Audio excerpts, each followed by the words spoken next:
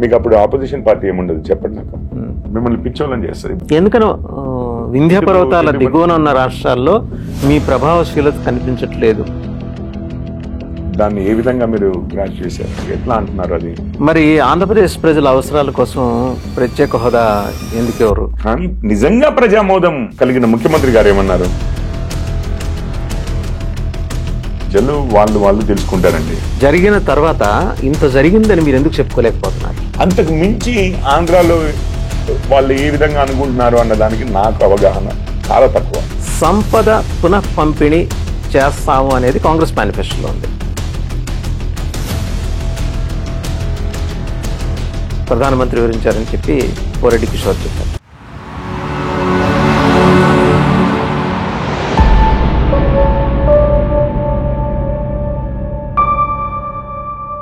To Anantha TV. దేశ ప్రధాని నరేంద్ర మోడీ విద్వేషపూరిత వ్యాఖ్యలు చేశారని చెప్పేసి కాంగ్రెస్ అగ్రనేత రాహుల్ గాంధీ అంటున్నారు.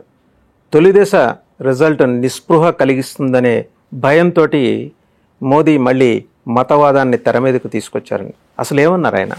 రాజస్థాన్లో ఎన్నికల సభల్లో మాట్లాడుతూ మళ్ళీ కాంగ్రెస్ అధికారంలోకి వస్తే సంపద అంతా ముస్లింలకు పనిచేస్తుంది అని చెప్పేసి ఆయన ఆరోపించారు. అయితే దాన్ని సబ్స్టాన్షియేట్ చేసుకోవడానికి ఆయన యూపీఏ హయాంలో అప్పటి ప్రధానమంత్రి మన్మోహన్ సింగ్ చెప్పిన మాటను ఇక్కడ ఉటంకించారు. ఏమని? ఆయన మాట్లాడుతూ మన్మోహన్ సింగ్, ఈ దేశ సంపద మీద మొదటి హక్కు మైనారిటీదే, అంటే ముస్లిమ్స్దే అనే మాట అన్నారు. దాని కొనసాగింపుగా కాంగ్రెస్ మేనిఫెస్టోలో ఏం చెప్పింది? తాము అధికారంలోకి వస్తే దేశ సంపదని బంగారంతో సహా అందరికీ తిరిగి పంపిణీ చేస్తాము, ప్రత్యేకించి మైనారిటీలకి ముస్లింలకి అని మేనిఫెస్టోలో చెప్పింది. మేనిఫెస్టోలో చెప్పిన తర్వాత మరి ప్రధానమంత్రి ఊరుకుంటారా? ఊరుకోరు కదా. ఏదైతేనే ఇది సందర్భమా ఆయన ప్రస్తావన తేవటానికని కాంగ్రెస్ ఆక్షేపిస్తోంది. అసలు ఏం జరుగుతోంది ఈ అంశం మీద? దీంతో పాటు మరిన్ని జాతీయ స్థాయి అంశాల మీద సమగ్రంగా చర్చించడానికి మనతో ఉన్నారు బీజేపీ జాతీయ అధికార ప్రతినిధి పోరెడ్డి కిషోర్ గారు. నమస్తే కిషోర్ గారు. నమస్తే. సో రాజస్థాన్లో ప్రధానమంత్రి మోదీ చేసిన వ్యాఖ్యల్ని మీరు ఎలా చూస్తున్నారు? ముందుగా వాసుదేవన్ గారు, మీకు అనంత టీవీకి టీవీ ప్రేక్షకులందరికీ నమస్కారం అండి. యాక్చువల్గా మోడీ గారు ఏమీ వ్యాఖ్యలు చేసినట్లేరు. మన్మోహన్ సింగ్ గారి వ్యాఖ్యని మరొకసారి గుర్తు చేశారు, ఆయన గొంతుతో వినిపించారు, అంతే. That's it. మోడీ గారు ఏం వ్యాఖ్యలు చేశారండి? మన్మోహన్ సింగ్ గారు మీకు తెలుసు, అంతకుముందు ప్రధానమంత్రిగా ఉన్నప్పుడు వీడియో కూడా ఉంది ట్విట్టర్లో, చూపించమంటే చూపిస్తాను ఇప్పుడు. అంటే word to word, the first right అంటే ఇక తెలుగులో మాట్లాడుకుంటే మొదటి హక్కు దేశ సంపద మీద ముస్లింలకు ఉంటుంది అన్నాడు, ఉండాలి అన్నాడు, ఉంటుంది అని. సో ఇప్పుడు ఆ మాటనే మోడీ గారు చెప్పారు. ఇది సందర్భం ఎందుకు వచ్చిందంటే, మొన్న మేనిఫెస్టో రిలీజ్ చేస్తున్న సమయంలో రాహుల్ గాంధీ మాట్లాడుతూ మేము క్యాస్ట్ సెన్సస్ చేస్తాము, దాని తర్వాత ఫైనాన్షియల్ అండ్ ఇన్స్టిట్యూషనల్ సెన్సస్ చేసి ఎవరి దగ్గర ఎంత ఆస్తులు పాస్తులు ఉన్నాయి దాన్ని రీడిస్ట్రిబ్యూట్ చేస్తాము జనాభా లెక్కల ప్రకారం అన్నట్టు, బంగారంతో సహా. ఇక ఆస్తులు అంటే ఏమున్నాయండి మనకున్నది? భూమి, బంగారమే కదా, రెండే కదా ఎక్కువగా. ఇప్పుడు ఊళ్ళల్లో ఎక్కడ పోయినా ఇప్పుడు షేర్లో, డిబెంచర్లో, బ్యాంక్ డిపాజిట్లో, లేకపోతే ఇంకేదో బిట్ కాయిన్స్, ఇవన్నీ అయితే భారతదేశంలో 99.999% వాళ్ళ దగ్గర అయితే లేవు. సో ఉన్నదల్లా ఏముంటుంది? బంగారం ఉంటుంది, భూమి ఉంటుంది. ఇప్పుడు ఆ రెండింటి మీద వారు వెల్త్ డిస్ట్రిబ్యూషన్ అంటే రీడిస్ట్రిబ్యూషన్కి ఏదో కార్లు ఉండొచ్చు, ఇండ్లు ఉండొచ్చు, ఇవి ఉండొచ్చు, కానీ బట్ బేసికల్లీ ఇల్లు అయినా కానీ భూమి ఆధారితమే కదా. కార్లు, ఫ్రిడ్జ్లు, టీవీలు ఇవన్నీ అవి గుంజుకెళ్తారని నేను అనుకోవట్లేదు, మరి ఇంటికి వచ్చి అవి కూడా డిస్ట్రిబ్యూట్ చేస్తామని. కాకపోతే ఇవి రెండు కదా, అందుకని ఏమంటున్నారంటే గోల్డ్ అండ్ ల్యాండ్ ఇవి ప్రాథమిక ఆస్తులు చేయబట్టి వాటి మీద రీడిస్ట్రిబ్యూషన్ చేస్తామని రాహుల్ గాంధీ గారు డైరెక్ట్గానే అంటున్నారు. ఇప్పుడు ఈయన రాహుల్ గాంధీ గారు ఇప్పుడు ఇక వారిదే పార్టీ, కాంగ్రెస్ పార్టీ, సోనియా గారిది, రాహుల్ గారిది. ఇప్పుడు రాహుల్ గాంధీ గారు రీడిస్ట్రిబ్యూషన్ చేస్తామంటే మీరెవరు, నేనెవరండి? లేదు కాంగ్రెస్ అట్లా అనలేదు అనడానికి అయితే మనది కాదు కదా. సో వారైతే రీడిస్ట్రిబ్యూట్ అంటే పునః పంచుతామంటున్నారు, పునః పంపిణీ చేస్తామంటున్నారు. మీ దగ్గర ఎక్కువ ఉంటే, నా దగ్గర తక్కువ ఉంటే మీ దగ్గర తీసుకుని నాకు ఇవ్వడమో, నా దగ్గర తీసుకుని మీకు ఇవ్వడమో ఇదంతా అన్నారు. సో అది మళ్ళీ ఇక కులాల వారిగా ఇప్పుడు సెన్సెస్ అంటున్నారు కదా, కులగణన జరగాలి, మతగణన జరగాలి అంటున్నారు కదా. సో దీనికి ముందు కొన్ని 15 సంవత్సరాల ముందే, 15 ఏంటి ఇంకా ఎక్కువ సంవత్సరాల ముందే మన్మోహన్ సింగ్ గారు కాంగ్రెస్ పాలసీ చెప్పారు. ఈ దేశంలో ఆస్తి మీద, ఈ దేశ సంపద మీద ముస్లింలకు ప్రధాన హక్కు, మొదటి హక్కు ఉండాలి అన్నారు. సో ఇప్పుడు మరి మీ దగ్గర నుంచి ఇప్పుడు రీడిస్ట్రిబ్యూషన్ ఆఫ్ వెల్త్ అన్నారు, మీ ఆస్తి పాస్తులంతా జప్తు చేసి మరి ఎవరికి ఇస్తారు అని చెప్పి అది కాంగ్రెస్ చెప్పింది. ఇందులో బీజేపీ చెప్పింది ఏముంది నాకేం అర్థం అవట్లేదు. ప్రధాని వ్యాఖ్యలు ఏమున్నాయి అందులో? అంతకైతే బంగారం అంటే మనకు అర్థమయ్యేది ఏముంటది? కాంగ్రెస్ వ్యాఖ్యల్ని అంటే మన్మోహన్ సింగ్ వ్యాఖ్యల్ని, రాహుల్ గాంధీ గారి వ్యాఖ్యలు కలిపి చెప్పారు. మసాలా ఏముందండి జనాలకు అర్థం కావడం అంటే? ఇప్పుడు బంగారం అంటే మీ ఇంట్లో బిస్కెట్లు ఉన్నాయా చెప్పండి, బంగారం బిస్కెట్లు. ఫస్ట్ వచ్చేది ఏంది? బంగారం లేని దగ్గర అయినా ఫస్ట్ అయితే మంగళసూత్రం అయితే ఉంటది. అండ్ నాకు అది మంగళసూత్రం అని వినంగానే అది గుర్తురాలా. మన బీఆర్ఎస్ ప్రభుత్వం పరీక్షలకు పోయినప్పుడు ఒకరేమో బుర్కా వేసుకుని లోపలికి పోవచ్చు, ఇంకొకరేమో మెట్టెలు ఇది మంగళసూత్రాలు అందులో ఎక్కడ చిట్టీలు పెడతారో నాకు అర్థం కాలేదు. లేకపోతే ఇంకేమన్నా బాంబులు గిమ్ములు పెట్టుకుని లోపలికి వెళ్తారా? సో ఆ ఆలోచన ధోరణి అర్బన్ మనస్తత్వం ఉన్న అర్బన్ నక్సల్ ఇదే మనస్తత్వం. అంటే ఒకే దాంట్లో ఆయన రెండు పెట్టెలు మెటల్ డిటెక్టర్ ఉంది ఫర్ ఎగ్జాంపుల్, లేదా పోలీసులు ఉన్నారు, ఎగ్జామినేషన్ హాల్ ఉంది, లోపలికి వస్తున్నాము. బుర్కా వేసుకున్న వారికి అంటే ఇప్పుడు మీరు చెప్పండి నాకు నిజంగా, వీళ్ళు బట్టలు వేసుకున్నారు, మంగళసూత్రంకి లేకపోతే కాళ్ళకి మెట్టెలకి గాజులకి ఇవి మీకు అడ్డం వచ్చాయంటే ఏమన్నా మీనింగ్ ఉందా అండి? ఏమన్నా చిట్టీలు దాచిపెట్టడమే కదా, మనం కాపీయింగ్ గురించే కదా. ఇప్పుడు లోపలికి వెళ్ళి ఏదో బ్యాంకులో డబ్బులు దోచుకుని పోతారని కాదు కదా, పరీక్ష రాయడానికి వచ్చిన వాళ్ళు ఎగ్జామ్ హాల్లోకి పోతున్నారు. మీదేంటి చెకింగ్ ఉండేది? ఏదన్నా ఇంకేదన్నా అలజడి క్రియేట్ చేయడానికి ఇంకేమన్నా కత్తులు తుపాకులు తెస్తే అదొకటి. రెండోది ఏంటి, చీటింగ్కి పేపర్లు అవి ఇవి పెట్టుకుంటే కనపడదండి. మరి మొత్తం కవర్డ్ ఉన్నప్పుడు ఎక్కడైనా పెట్టుకోవచ్చు కదా చీటింగ్కి. మరి ఇప్పుడు ఈ మనస్తత్వాన్ని ఏమనాలి మనము అంటే? Common sense, it defies common sense అంటారు. కామన్ సెన్స్కి అర్థం అవ్వదు, కామన్ సెన్సికల్ గా ఉండదు ఇవన్నీ. సో అందుకే అంటున్నాను, ఇప్పుడు 3 పాయింట్లు నేను చెప్పినవి ఏవి కూడా నేను కల్పితంగా చెప్పినవి కాదు, నేను ఊహాజనితంగా ఇది చేసింది కాదు. రాహుల్ గాంధీ గారు స్టేజ్ మీద అన్న మాటలు, మన్మోహన్ సింగ్ గారు ఉన్నప్పుడు అన్న మాటలు, దాని తర్వాత అవి రెండు కలిపి చూస్తే ఏంటి అని. మోడీ గారు అంతకైతే అన్నది ఏంటంటే బంగారం అనే బదులు మంగళసూత్రం అన్నారు. మంగళసూత్రంలో గ్యారంటీగా కొంత బంగారం ఉంటుంది. ఇప్పుడు ఎంత ఉన్నోడైనా లేనోడైనా హిందువుల్లో అయితే మంగళసూత్రంలో కొంచెం అన్న బంగారం ఉండేటట్టుగా. అండ్ వారు అన్నారు కూడా, కొంతమంది మన గిరిజన సోదరులకు ఇది ఉంటది సిల్వర్ అంటే వాళ్ళకి అలవాటు, వెండి అని చెప్పి సంప్రదాయం. సో ఇది ఈ రెండు చెప్పారు. మరి ఆశ అంటే ఇక అవే కదా అని చెప్పి వెండి కడియాలు పెట్టుకుంటారు. మరి ఇప్పుడు ఏమంటారు ఇంతకీ? మరి రాహుల్ గాంధీ గారు అన్నది పొద్దున ఎవరో నేను ఒక డిగవట్లో వెళ్ళినప్పుడు వారు చెప్తా ఉన్నారు, మోడీ గారు అంతకుముందు ఇట్లా అన్నారు, ఆర్ఎస్ఎస్ సర్సంఘ్ చాలక్ అన్నారు, మనం అందరం భారతీయులమే, ఒకటే డిఎన్ఏ అన్నారు అని. అంటే అవును మేము అన్నయ్య మీరు చెప్తున్నారు కదా, సబ్కా సాత్ సబ్కా వికాస్ అన్నారు. అవును మేము అన్నయ్యని మీరు చెప్తున్నారు. మరి మీ రాహుల్ గాంధీ గారు అన్నయ్య మేము చెప్తే ఎందుకండి అంత బాధ అవుతుంది అని అన్నాం. రాహుల్ గాంధీ గారు మన్మోహన్ సింగ్ కాదు, కాంటెక్స్ట్ వేరు కదా.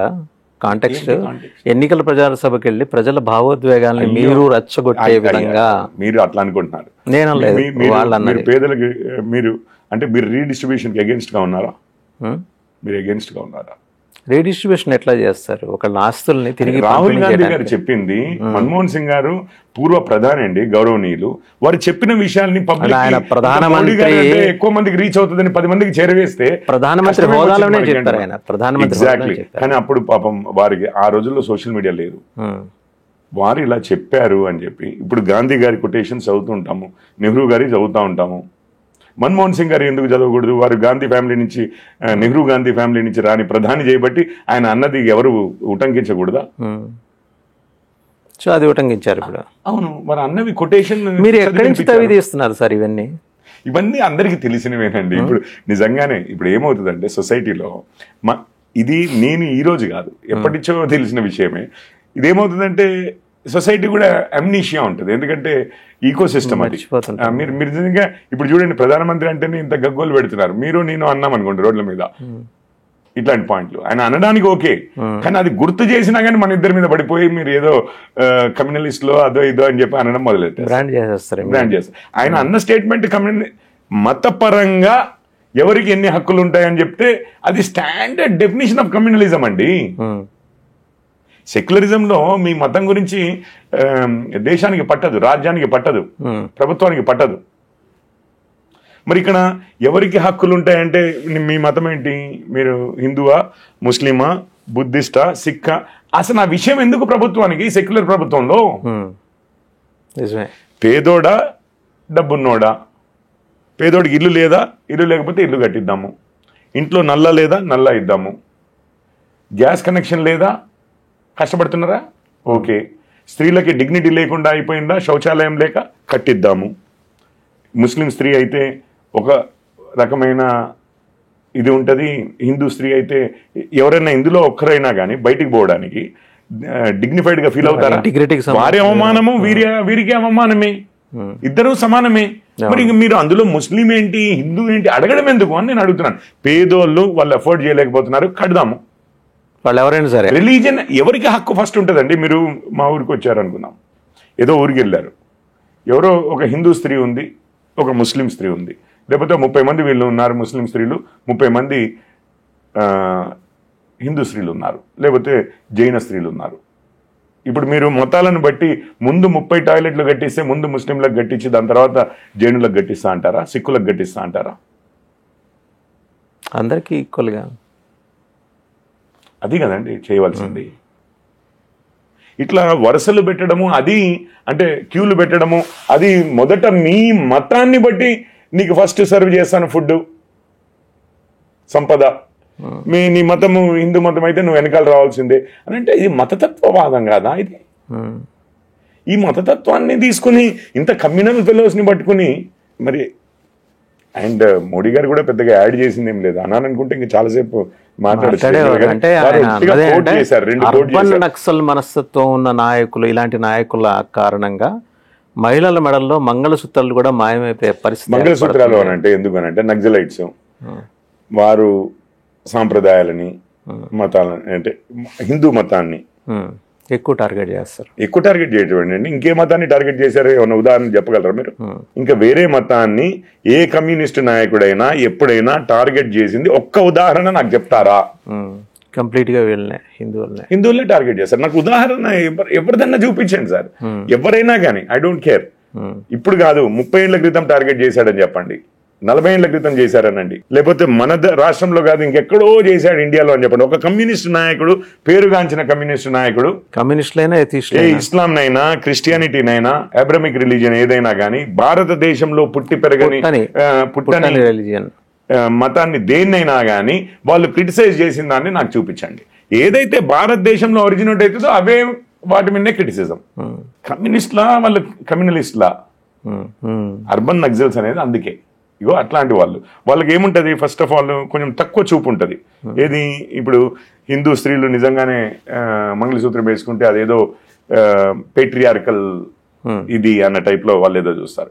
మన పండగల మీద కూడా ఇప్పుడు కరువా చౌత్ అట్లాంటి వాటన్నిటికి కూడా ఏదో ఆడవాళ్ళు ఇందులోకి మళ్ళీ దీన్ని తీసుకొస్తారు. ఏంటి సెక్సిజం అంటే ఉమెన్ మెన్ వర్సెస్ మెన్ అనేది తీసుకొచ్చేసి ఏదో ఒకరిని తక్కువగా చూస్తుంది ఒకరిని ఎక్కువగా చూస్తుంది అని చెప్పి.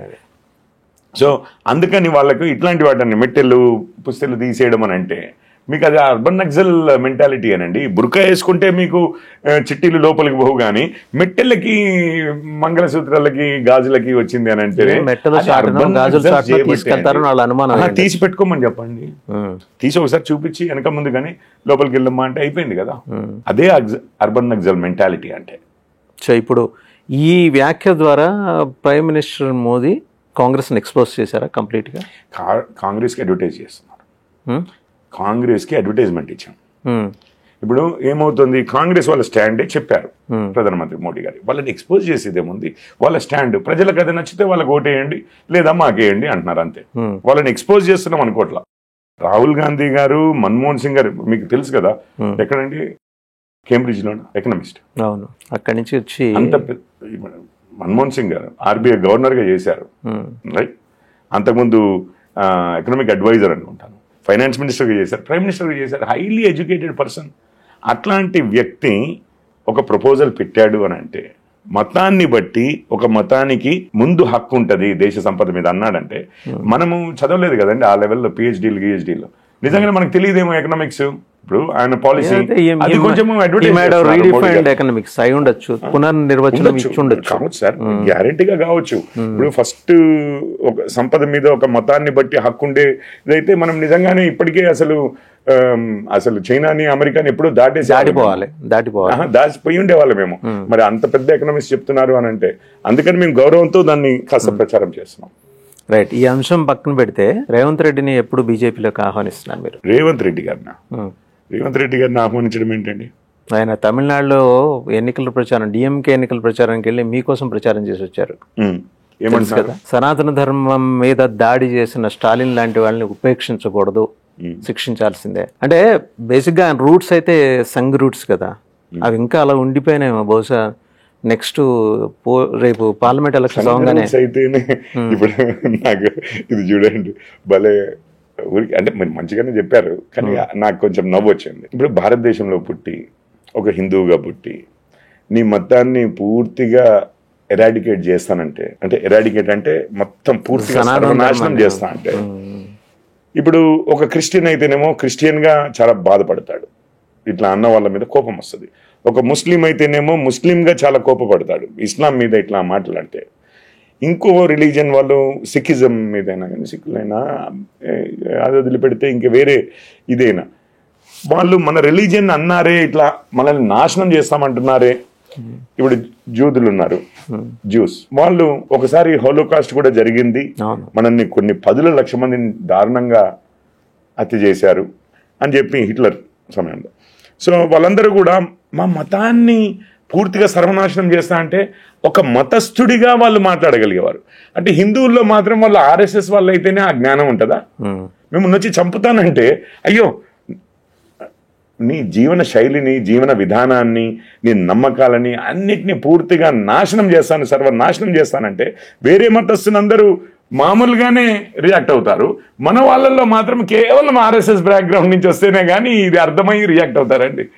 అంటే హిందువులకు ఏమైపోయింది మరి? అంటే సమాజం పర్సెప్షన్ అలా ఉంది కదా. అంటే common sense it self is only the purview of. ఇంకొకటి ఏంటంటే ఇంకొకటి ఆర్ఎస్ఎస్ ని విధానాలు మనం అనేది ఏంటంటే మిమ్మల్ని నాశనం చేస్తాను, నరికేస్తాను, చంపేస్తాను అని అంటే వాడు అన్నదానికి ఎదురు భయపడ్డమో, విరక్తి చెందడమో, కోపం రావడము అనేది అది మానవ సహజం కదా ఎవరికైనా కానీ. ఎందుకంటే ఇప్పుడు ఏ చిన్న చిన్న వాటిలో అండి, ఏ జీవిలో అయినా కానీ, చెట్లలో కూడా ఉంటుంది సెల్ఫ్ ప్రిజర్వేషన్ అనేది ఒకటి ఉంటుంది. అది కేవలం హిందువులకి లేకుండా మళ్ళీ ఆర్ఎస్ఎస్ వాళ్ళు ట్రైన్ చేస్తే గానీ ఆ సెల్ఫ్ ప్రిజర్వేషన్ మెకానిజం హిందువులకు రాదు అని అంటే మరి ఎందువల్ల ఆ సెల్ఫ్ ప్రిజర్వేషన్ అంటే ఇన్స్టింక్టివ్ ప్రకృతి సహజమైంది కూడా హిందువుల్లో నుంచి బయటికి అంటే ఎందుకు ఎట్లా ఎలిమినేట్ అయిపోయింది అది? మరి అంటే ఇంకెవరో అంటే పట్టించుకునే వాళ్ళు కాదేమో. రేవంత్ రెడ్డి తెలంగాణ ముఖ్యమంత్రి, కాంగ్రెస్ నాయకులు, చాలా అగ్రెసివ్ లీడర్. అండ్ ఈ అంశం మీద ఆయన లోగడ మాట్లాడలా. తమిళనాడు ఎన్నికల కోసం ప్రచారం కోసం వెళ్ళినప్పుడు ఇప్పుడు మాట్లాడాడు. అదే దీనికి తోడేమో కేసీఆర్ గారు ఏమంటున్నారు, ఇదిగో ఒక ఎన్నికలు అవ్వగానే బీజేపీలోకి వెళ్ళిపోతాడు ఆయన, పార్లమెంట్ ఎన్నికలు అవ్వగానే. ఏదో మొత్తానికి ఒక అండర్స్టాండింగ్ మీకు రేవంత్ రెడ్డికి మధ్య ఉన్న బ్యాడ్ కాప్ గుడ్ కాప్ అనేది ఒకటి రొటీన్ ఉంటుంది తెలుసు కదా మీరు. ఒకరిని ఎవరినో లోపలికి తీసుకొస్తాం, దొంగతనం చేశాడనో అది చేశాడనో, ఒక పోలీస్ వస్తాడు, వచ్చి అసలు విపరీతంగా సీరియస్ గా కొట్టేస్తా తన్నేస్తా అన్న టైప్ లో విషయం అడుగుతాడు. 1-2 దెబ్బలు కూడా వేస్తాడు. నాకు తెలియదు అంటూ ఉంటాడు. ఇంత లోపల ఇంకొక పోలీస్ వస్తారు, మీరు వస్తారు, ఫర్ ఎగ్జాంపుల్ నేనున్నాను, మీరు వచ్చారు, గుడ్ కాప్ అనమాట మీరు, అంటే మంచి పోలీస్. మీరు వచ్చేసి ఇగో కిషోర్ గారు కాస్త ఇంకా వాటితో నువ్వు పడలేవు, ఏదైనా ఉంటే చెప్పేయి, ఇంత లోపల ఛాయ్ తాగుతావా, టీ తాగుతావా, కొంచెం అరే పాపం మంచి కాదులేవయా అని చెప్పి ఏదో చెప్పి మీరు ఆయన నమ్మకాన్ని చూరగొని మీరు మొత్తం మీద మన ఇద్దరం కలిసే ఉంటాం. అది వాడికి తెలియదు. Good cop bad cop routine అంటారు దీన్ని. ఇదంతా జరుగుతున్నాడు. ఇప్పుడు రాహుల్ గాంధీ ఏం చేస్తాడు, అదాని ప్రధాని అంటాడు. మనోడు ఏం చేస్తాడు, నెక్స్ట్ డే అదానితో పోయి ఒకటి మంచి శాల్వా కప్పి ఇన్వెస్ట్మెంట్స్ తీసుకొస్తాడు. ఇప్పుడు ఇది ఉంటుంది కదా ఇక్కడ డిఎంకే స్టాలిన్ కొడుకు ఏమంటాడు, సనాతనాన్ని పూర్తిగా నాశనం చేస్తామంటాడు. రేవంత్ వచ్చేసి ఏమంటాడు, మీరు ఇప్పుడు మొత్తం మీద ఏమవుతుందనంటే, ఇప్పుడు అంతెందుకు మన కేరళ వెళ్ళినప్పుడు ఏమన్నాడో మీకు తెలియదు అసలు నిజంగా. అంటే గమనించినట్టు లేరు, ఎందుకంటే మన వాళ్ళు గమనించారు, ఎందుకంటే ఎవరు రాయరు వాటిని ఇచ్చేయరు. కానీ రేవంత్ రెడ్డి గారు ఇంగ్లీష్ మీడియాలో వచ్చారు. Vijayan CPM politburo member Pinarayi Vijayan గారు ముఖ్యమంత్రి, ఎల్డిఎఫ్ లెఫ్ట్ డెమోక్రటిక్ ఫ్రంట్ ముఖ్యమంత్రి. ఎల్డిఎఫ్ లో సిపిఎం ఉంటుంది, సిపిఐ ఉంటుంది. ఆ రోజు ఏమన్నాడంటే, వాయనాడులో, మీరు ఎందుకన్నాడో కూడా మీరు అర్థం చేసుకోండి, వాయనాడులో ప్రచారం చేస్తూ పినరయి విజయన్ గారు కమ్యూనిస్ట్ కాదు, ఈజ్ ఎ కమ్యూనలిస్ట్ అన్నాడు. అంటే మతతత్వవాది అన్నాడు. కమ్యూనిస్టులు మతతత్వవాది వాళ్ళు ఏమనుకుంటుంటారంటే, వాళ్ళ గొప్ప ఏంటంటే మాకు అసలు మతం అంటేనే మాకు పడదని ఉంటారు. ఆయన మతతత్వవాది, is a communalist, he is not a communist అన్నాడు. రెండోది ఏమన్నాడంటే, అసలు ఫ్యామిలీ మొత్తం అవినీతిలో మునిగి తేలుతోంది అన్నాడు. హీఈస్ కరప్ట్, హీఈస్ కమ్యూనల్ అన్నాడు. ఎవరినన్నాడు? సిపిఎం. కట్ చేస్తే అదే సాయంత్రమో తెల్లారి సాయంత్రమో ఉత్తమ్ కుమార్ రెడ్డి గారు, మా కాన్స్టిట్యున్సీ, నీటిపారుదల శాఖ మినిస్టర్ కదా, ఇరిగేషన్ అయినా civil supplies and irrigation. So కోదాడలో నల్గొండ ఎంపీ క్యాండిడేట్ ప్రచారానికి కోదాడలో మీటింగ్ పెట్టారు. కోదాడలో స్టేజ్ మీద సిపిఐ సిపిఎం నాయకులు ఇద్దరు ఉన్నారు. అక్కడ రేవంత్ రెడ్డి ఏమో వాళ్ళ పాపం చీఫ్ మినిస్టర్ని అనరాని మాటలు, అసలు ఎవరు అవతలే అనలేదు, ఆయన కమ్యూనలిస్ట్ అని. మోడీ గారిని గెలిపించడానికి విజయన్ పనిచేస్తున్నారు అన్నారు. ఇక్కడ వచ్చి సిపిఎం నాయకులు సిపిఐ నాయకులు అదే వేదిక మీద కూర్చుని ఉండగా ఉత్తమ్ కుమార్ రెడ్డి గారు ఏమంటారు? చూసారా, సెక్యులర్ వాదులమంతా ఏకమయ్యాము, బీజేపీ కమ్యూనలిస్ట్ పార్టీ, మేమంతా ఎందుకు ఏకమయ్యామంటే ప్రజాస్వామ్యాన్ని, సెక్యులరిజంని రక్షించడానికి ఏకమయ్యాం.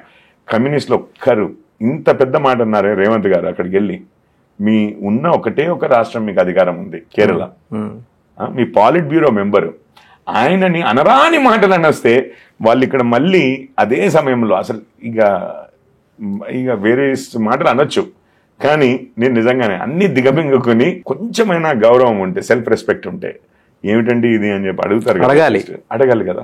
అసలు ఆ మాత్రం సెల్ఫ్ రెస్పెక్ట్ కూడా పక్కకు పెట్టి స్టేజ్ మీద కూర్చొని వీళ్ళు ఇక్కడ మాట్లాడుతూ ఉంటారు అండ్ బయటకు వచ్చి కాంగ్రెస్ ని డిఫెండ్ చేస్తూ ఉంటారు. సో మీరు ఇక్కడ చూడండి, యాక్టర్స్ టూ మెనీ ఉన్నారు.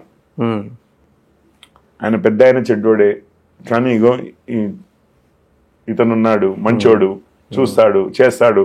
ఆయన ఒకటి చెప్తాడు, దానికి ఎగ్జాక్ట్లీ ఆపోజిట్ ఈయన చేస్తాడు. ఈయన ఒకటి చెప్తాడు, ఎగ్జాక్ట్లీ ఆపోజిట్. మమతా బెనర్జీ గారు ఏమన్నారు? CPM and Congress agents of BJP అట. తను నోటించడానికి కొటేషన్ నేను డైరెక్ట్ గా చదువుతాను, బెంగాల్లో.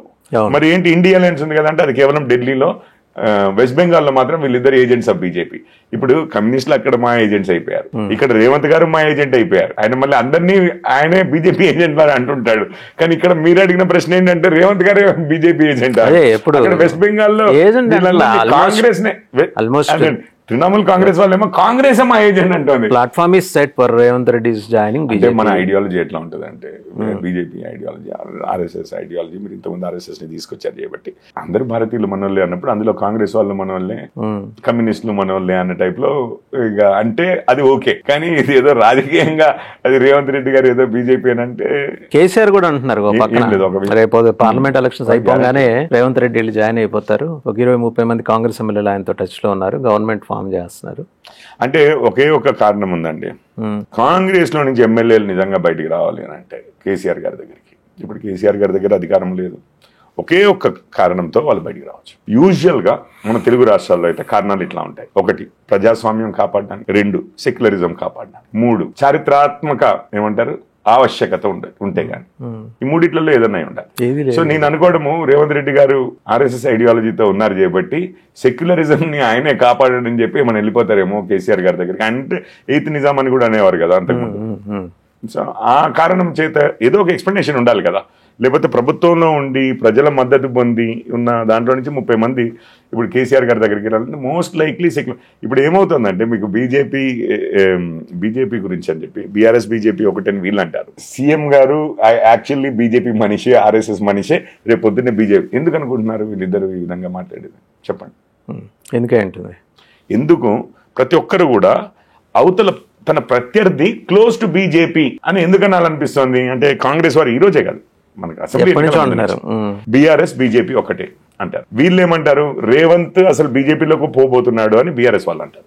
ఎందుకు అందరినీ కూడా వారి ఆపోనెంట్ ని, వారి ప్రత్యర్థుల్ని బీజేపీకి బాగా దగ్గర వీళ్ళు అని చెప్పి ఎందుకు చిత్రీకరించాలనుకుంటారు? ఎందుకంటుంది మీ ఉద్దేశంలో? నా ఉద్దేశం కాదు, అది వాస్తవంలో ఎందుకు ఏమైందంటే చెప్తాను. వాస్తవం ఎందుకు అని అంటే వాళ్ళ భ్రమ ఏంటంటే, వాళ్ళ ఆలోచన ఏంటంటే, పోనీ భ్రమ ఆలోచన ఏదో, ఇప్పుడు బీజేపీ, ఇప్పుడు వీరంతా బీజేపీ ఒక కమ్యూనిస్ట్ పార్టీ అని ముద్ర వేసేసాము అని చెప్పి వాళ్ళు నమ్ముతున్నారు కదా.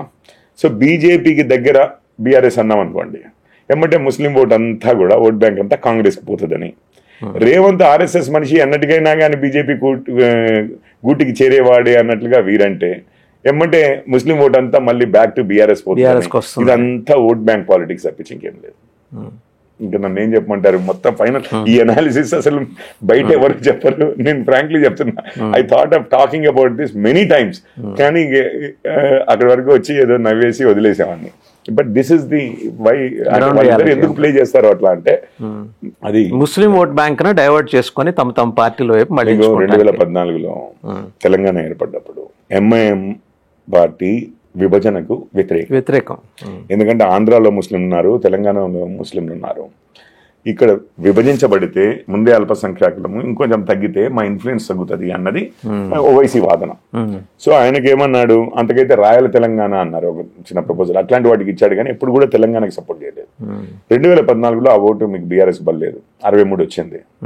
దాని తర్వాత కేసీఆర్ గారు ఇక నయా నిజాం అది ఇది అని చెప్పి ఆపోజిషన్ అంటున్నా కొద్దీ వారు ఇంకా సంతోషపడేవారు. మోడీ గారిని ఎక్కడెక్కడో ఏ రాష్ట్రానికి పోతే ఆ రాష్ట్రంలో ఏయో రకరకాల టోపీలు బట్టలు వేస్తాడని అపహాస్యం చేశారు. ఇవన్నీ చేస్తే అభివృద్ధి చెందుతుందా అని చెప్పి. అయితే కానీ వారు మాత్రము రంజాన్ ఆ సమయంలో మాత్రం ఆ షేర్వాణి వేసి మంచి కుచ్చు టోపీ ఒకటి పెట్టి, మీకు గుర్తుంది కదా, అది వస్తారు. మరి అది వేసుకుంటే అభివృద్ధి వస్తుందేమో రాదేమో మరి అది నాకు తెలియదు. కానీ మన్మోహన్ సింగ్ గారు చెప్పేది వీరు చెప్పేది చూస్తే ఓన్లీ అది చేస్తే అన్నట్టుగా అనిపిస్తుంది, కానీ బట్ నాకు తెలియదు. అయితే ఇప్పుడు మీకు 2019కి వచ్చేసరికి, 2018కి వచ్చేసరికి చాలా స్థానాల్లో అంటే మేబీ ఓల్డ్ సిటీ ఒకటి పక్క పెడితే ఇప్పుడు ఎంఐఎంతో ఉంటుంది. రాష్ట్రంలో ముస్లిం ఓటు ఎక్కువగా బీఆర్ఎస్ వైపు పోయింది కాంగ్రెస్ నుంచి. అది అందరికీ తెలిసిన షిఫ్ట్ అయింది, ఎవరైనా చెప్తారు. సో ఇప్పుడు ఆ షిఫ్ట్ వల్ల పవర్ షిఫ్ట్ చాలా ఇదిగా ఉంటుంది. ఎందుకంటే ఒకవేళ అది ఒక బ్యాంక్ లాగా ఓటు పడే అవకాశం ఉంటే మీకు రాష్ట్రం మొత్తంలో ఒక 7-8%, 10%, 11% మీకు ఓట్ డైరెక్ట్ గా లాక్ స్టాక్ అండ్ బ్యారల్ అంటారు, అంటే మూకుమ్మడిగా మీకే వచ్చేది ఉంటాయి. ఇప్పుడు మిగిలిన వాళ్ళందరినీ ఏంటంటే ఏ విధంగా చూసుకున్నా, ఏ విధంగా మీరు క్యాస్ట్ వైజ్గా తీసినా, లేకపోతే ఇంకొక విధంగా తీసినా, ప్రాంతం వైజ్గా తీసినా, భాషపరంగా తీసినా, Andhra Telangana natives settlers wise తీసినా, వీళ్ళందరిలో ఏంటంటే అన్ని పార్టీలలో వాళ్ళు ఉంటారు. ఓటు మొత్తము ఏదో రెడ్లదంతా ఒక సైడ్ పోయింది, లేకపోతే పద్మశాలదంతా ఒక సైడ్ పోయింది అని మీరు ఎప్పుడైనా ఉండరు. కరీంనగర్ వాళ్ళదంతా ఒక సైడ్ పోయింది, నల్గొండ వాళ్ళదంతా ఒక సైడ్ పోయింది అనేది కూడా ఉండదు. లేకపోతే ఈవెన్ హైదరాబాద్ లో వచ్చి వాళ్ళందరూ కూడా అన్ని పార్టీల్లో ఉంటారు. కానీ ఈ యొక్క ఓట్ బేస్ మీద మాత్రము ఈ సోకాల్డ్ సెక్యులర్ పార్టీస్ యొక్క నమ్మకం ఏంటంటే వాళ్ళంతా మూకుమ్మడిగా వేస్తారు. అదొక్కటి తీసుకుంటే 10% అంటే నిజంగానే బీజేపీ లాంటి పార్టీ ఆ 10% అడ్వాంటేజ్ ని అధిగమించాలంటే చాలా కష్టం అవుతుంది. సో వీరి ప్రయత్నం అంతా కూడా ఈ 4 సంవత్సరాలు 5 సంవత్సరాలు ఉంటాయి కదా, ఒక ఎలక్షన్ అయిపోయిన తెల్లారి నుంచి అంతా కూడా రీటైల్ గా వచ్చే బదులు హోల్సేల్ గా ఒక 10% మనం గ్రిప్ లో తెచ్చుకుంటే ఎంత బాగుంటుంది. అందుకనే ఓట్ బ్యాంక్స్ అంత అల్యూరింగ్ ఉంటాయండి, పిచ్చి పిచ్చి పనులు చేపిస్తాయి మీ చేత. ఎందుకంటే ఒకటేసారి 3 కోట్ల ఓట్లు ఉన్నాయనుకోండి, 30 లక్షలు మీకు ఆటోమేటిక్ గా ఒక్క స్వింగ్ తో పడిపోతే ఆ ఆశకి పిచ్చి పిచ్చిగా మాట్లాడతారు. అదే అపీజ్మెంట్ పాలిటిక్స్ అనేది మొత్తం మనం మిమ్మల్ని పిచ్చోళ్ళని చేస్తారు. ఇప్పుడు లేకపోతే మన్మోహన్ సింగ్ గారు మొదటి హక్కు అంటే ఈవెన్ లాజికల్లీ కూడా మీరు ఆలోచిస్తే సెక్యులర్ కంట్రీస్ లో అంటే బీజేపీ స్టాండ్ అయితే ఎవరికి మొదటి హక్కు లేదు, ఆఖరి హక్కు లేదు. ఎవరికి అవసరం ఉందో ఇప్పుడు మనం చెప్పాను నేను, ఇండ్లు లేని వాళ్ళకి, శౌచాలయాలు లేని వాళ్ళకి పావర్టీ బేసిస్ మీద తీసుకున్నాము. అవసరం ఉన్న వాళ్ళకి అవసరమైన చేద్దాము, దాన్ని మనట్లేదు. కానీ ఈ మతస్థులకి మొదటి హక్కు ఉంటుంది, ఆ మతస్థులకు ఈ విధంగానే కదా విభజనలకి దారి తీసేది. ఈసారి మీకు ఏమనిపిస్తుంది, how judicious the voter of our country? అంటే ఏమైందండి, ఇప్పుడు మనకు 400 ఏకపక్షంగా మీకే ఇచ్చేస్తారా, 350 ఇస్తారా, ఎలా అనుకుంటున్నారు? మేమైతే 400కి పైగా మీ సీట్లలో గెలవాలి అంటే కూటమి అండి, మొత్తం ఎన్డీఏ నేషనల్ డెవలప్మెంట్. సో 400కు పైగా స్థానాల్లో ప్రజామోదం, అత్యధిక ప్రజా మద్దతు మాకే వచ్చేట్లుగా, అంటే మా ప్రత్యర్థుల కన్నా ఎవరు ఫస్ట్ పాస్ట్ ది ఇది అంటారు కదా, సో నెంబర్ 1గా నిలిచేది, అది ప్రయత్నం. బీజేపీ స్వతహాగా 370 స్థానాలు టార్గెట్ చేస్తాం. పోయినసారి 303 వచ్చాయి. బీజేపీ 370 తెచ్చుకుంటే ఇక కొన్ని రాష్ట్రాల హక్కుల గురించో లేకపోతే వాళ్ళ అవసరాల గురించో మీరు అసలు పట్టించుకోరు అనే ఒక అపప్రద అయితే ఎందుకు పట్టించుకోరంటారు? అంటే ఒకరికే ఎక్కువ వస్తే మిగిలిన వాళ్ళని పట్టించుకోరు. మరి నెహ్రూ గారు పట్టించుకోలేదా? మీకు అప్పుడు ఆపోజిషన్ పార్టీ ఏముండదు చెప్పండి నాకు. నెహ్రూ గారు ఉన్నప్పుడు మాక్సిమం కమ్యూనిస్టులే ఉన్నారు. ఎన్ని సీట్లు ఉండే వాళ్ళకి? వాళ్ళకి ఒక 60-70 సగం దేశంలో ఉండే వాళ్ళ 60-70 ఇప్పుడు కూడా తీసుకోమనండి. ఆపోజిషన్ 60-70 ఇస్ ది థ్రెషోల్డ్ అన్నాం అనుకోండి. ఆ రేంజ్ లో వస్తే మొత్తం ఆపోజిషన్ కి కలిపి ఈ ఫెడరలిజం కి, సెక్యులరిజం కి, డెమోక్రసీకి ఆటంకం కలగకుండా ఉంటది అంటే ప్రజామోదం అండి ఇది. ప్రజలు వారు ఎవరికి ఓటు వేయదలుచుకుంటే వాళ్ళు వేసుకుంటారు, అంతే కదా. వాళ్ళ ఆమోదాన్ని మీరు పొందగలిగితే, ఆప్యాయతని మీరు పొందగలిగితే, నమ్మకాన్ని మీరు పొందగలిగితే అటే రావచ్చు ఇటే రావచ్చు. రైట్. బీజేపీ మీద ఇంకొక అంటే మీరు అంటున్నది ఏంటంటే పోటీల్లోకి వెళ్ళి అరే ఇప్పుడు చైనీస్ ఉన్నారు అక్రోబాట్స్ లో వాళ్ళు నెంబర్ 1 వస్తున్నారు, అట్లా కాదు, ఇది స్పోర్టివ్ స్పిరిట్ కాదు, కొన్ని మీరు కావాలని ఓడిపోవాలి అని అంటారా ఏంటి? లేకపోతే ఇంకెవరైనా అమెరికా అలాగే కావాలని ఏమన్నా ఓడిపోతున్నారా ఆంధ్రప్రదేశ్ తెలంగాణలో మీరు?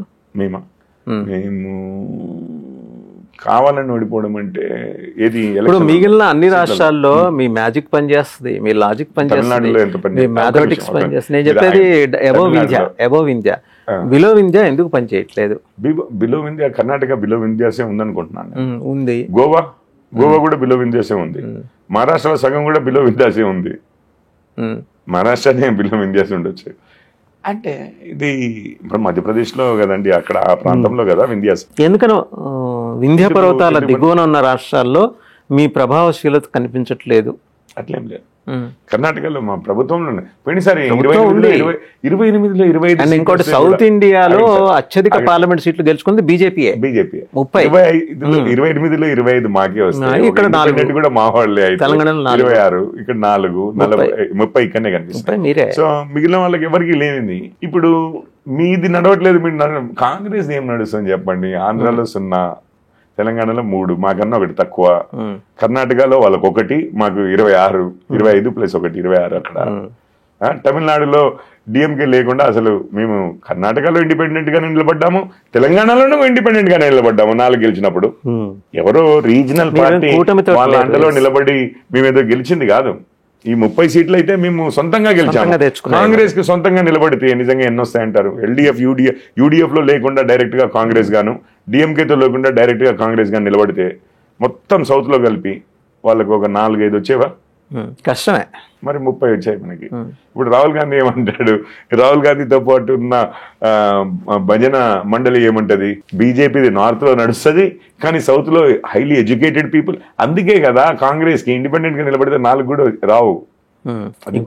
ఇంకో ప్రశ్న ఫైనల్ గా, మీ అవసరాల కోసం ఆర్టికల్ 370ని అమెండ్ చేస్తారు. నేను స్క్రాప్ చేస్తారు అంటలేదు, అమెండ్ చేశారు. ఆర్టికల్ 370ని యూజ్ చేసి దాన్ని నిర్వీర్యపరిచాం.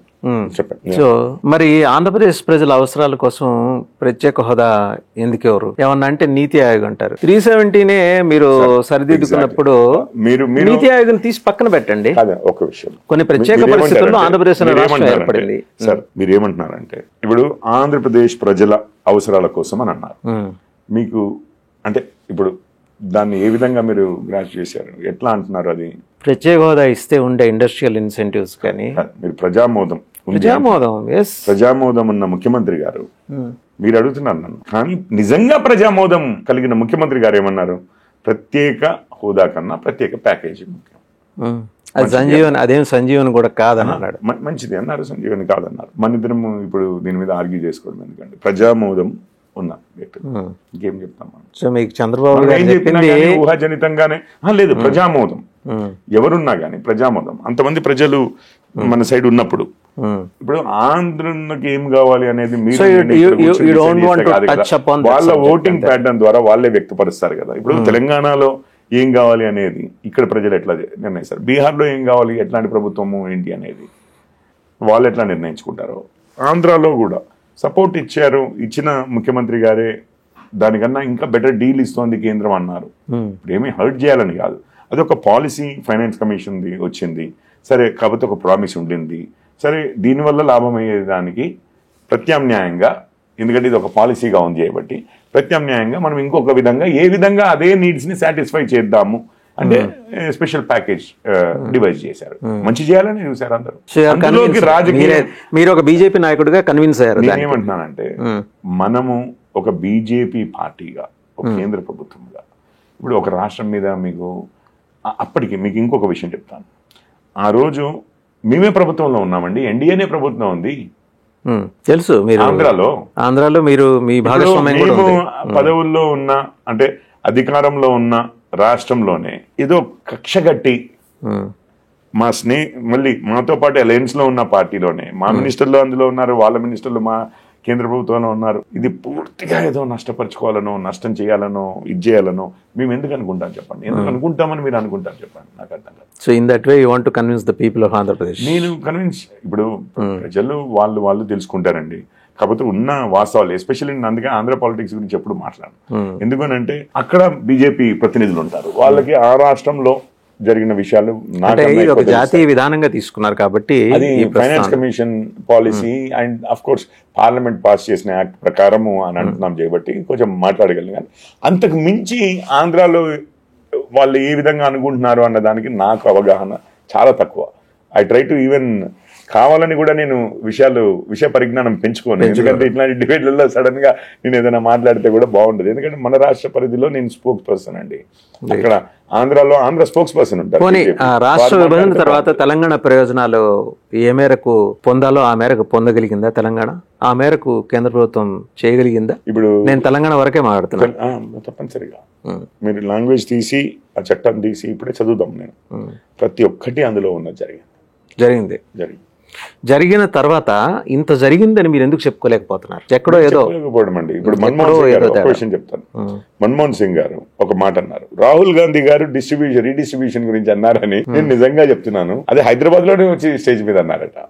నా అటెన్షన్ కి అందలేదు ఆ రోజు. నేను ఫ్రాంక్లీ చెప్తున్నాను, మన్మోహన్ సింగ్ గారు అంతకుముందు అన్నది 99.999% ప్రజలకి వినుండరు. అంతకుముందు వారు అన్నారని తెలియదు అన్నారు కదా ఇంతకుముందు.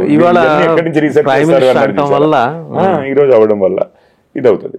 సో ఇట్లాగే మీరు అన్నవి కొన్ని విషయాలు మనకి తెలియవు అంతే, ఇంకా అంటే ఆ ప్రాచుర్యంలోకి రావు. సో కాబట్టి కొంచెం ఇదవుతాయి కానీ తెలుసు. రైట్, థ్యాంక్ యూ కిషోర్ గారు, thank you very much. So చూసాం కదా, పోరెడ్డి కిషోర్ గారు చాలా స్పష్టంగా సమగ్రంగా వివరించారు. ప్రధానమంత్రి ఇవాళ ఆయన ఏం కొత్తగా ఐన్స్టీన్ లాగా ఆవిష్కరించలేదు.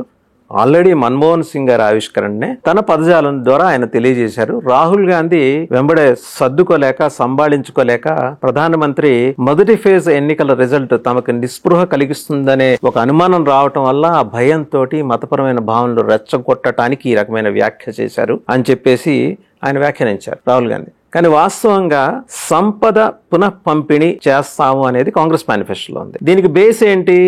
మన్మోహన్ సింగ్ గారు ప్రధానమంత్రిగా ఉన్నప్పుడు 15 ఏళ్ల క్రితమే హైదరాబాద్ వేదికగా ఆయన మాట్లాడింది. ఈ సంచలనానికి ఆయన ఆ రోజు కొబ్బరికాయ కొట్టారు మన్మోహన్ సింగ్. సో అయితే కొట్టిన కొబ్బరికాయ తాలూకు కురిడి ఈరోజు నరేంద్ర మోడీ గారు ప్రజలకు చూపించారు. సో ఇలా ఉంటుంది కాంగ్రెస్ ఆలోచన విధానం. ఈ అర్బన్ నక్సల్ నేతల మనస్తత్వాన్ని ప్రతిబింబించే ఇటువంటి నాయకత్వాన్ని దేశం కోరుకుంటుందా? లేకపోతే పేదరికం అనేది మతాలతో నిమిత్తం లేకుండా ఎవరైనా సరే, ఏ మతానికి చెందిన పేదలైనా వారికి కావాల్సిన సౌకర్యాలు కల్పించడంలో ఉంటుందా? ఆ విజ్ఞతని ఓటర్లు ఖచ్చితంగా విజ్ఞత పాటిస్తారు, దానికి తగ్గట్టే ఓటు చేస్తారని ప్రధానమంత్రి వివరించారని చెప్పి పోరెడ్డి కిషోర్ చెప్పారు. థ్యాంక్ యూ అండి.